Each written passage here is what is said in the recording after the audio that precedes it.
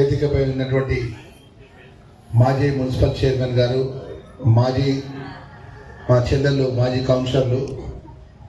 Temple committee chairman గారు, market committee chairman సోదరిమణి గారు, వివిధ పార్టీలకు సంబంధించినటువంటి పెద్దలు, ముఖ్యంగా ఇంత గొప్పగా మా బతుకమ్మ సంబరాల్లో బతుకమ్మ నాడడానికి వచ్చినటువంటి మా సోదరిమణులందరికీ కూడా మనస్ఫూర్తిగా శుభాకాంక్షలు తెలియజేసుకుంటూ, మా మీడియా మిత్రులకు కూడా నమస్కారం తెలియజేసుకుంటూ, ఈరోజు గొప్పగా రాబోయే రోజుల్లో ఈ రాష్ట్రంలో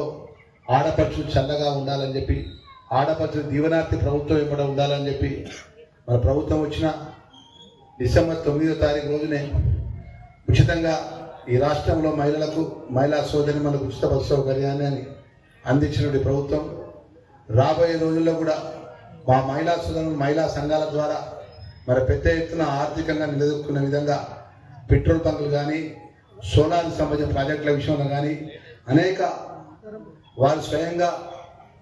వ్యాపార పరంగా పెద్ద ఎత్తున ఒక గొప్పగా మా సోదరిమణులు ఉండాలి మహిళా సంఘ సొసైటీల ద్వారా అని చెప్పేసి గొప్ప ఆలోచన ముఖ్యమంత్రి గారి నేతృత్వంలో రాబోయే రోజుల్లో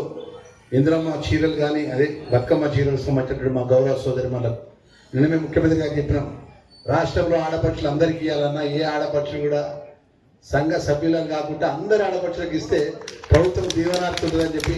ముఖ్యమంత్రికి మంత్రులందరూ చెప్పడం జరిగింది. ఎందుకంటే ఆడపడుచుల దీవెనార్థి ఎప్పుడు ప్రభుత్వానికి ఉండాలి.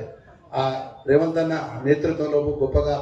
మా ఆడపడుచులు చల్లగా ఉండాలి, వాళ్ళ దీవెనార్థి ప్రభుత్వానికి ఉండాలని కోరుకుంటూ మరొకసారి మంత్రిగా మీ అన్నగా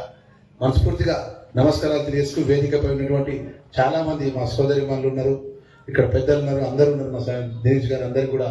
నమస్కారాలు తెలియజేసుకుంటూ సెలవు తీసుకుంటున్నాను. Thank you very much.